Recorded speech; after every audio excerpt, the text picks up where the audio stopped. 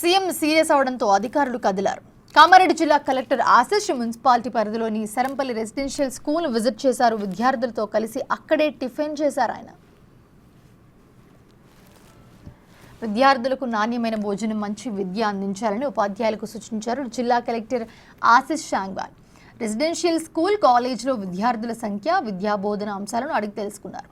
Hostel పరిసరాలను పరిశీలించారు. పరిసరాల పరిశుభ్రత పాటించాలని సూచించారు. పైప్ లైన్ లీకేజీలను సరిచేయాలని ఆదేశించారు. స్టోర్ రూమ్ను పరిశీలించిన కలెక్టర్ స్టాక్ ఎప్పుడొచ్చింది, ఎంట్రీలను పరిశీలించారు. బియ్యంలో రాళ్లు, పురుగులు లేకుండా చూడాల్సిన బాధ్యత మీపై ఉందంటూ అలర్ట్ చేశారు కలెక్టర్. విద్యార్థులకు నాణ్యమైన భోజనం అందించాలని తెలిపారు. అక్కడే సంపత్తి భోజనం చేశారు ఆయన. హాస్టల్ మెస్ కమిటీ ప్రతిరోజు వంటలను పరిశీలించాలని స్పష్టం చేశారు Kamareddy collector Ashish. Parents committee సమావేశాలు నిర్వహించాలన్నారు.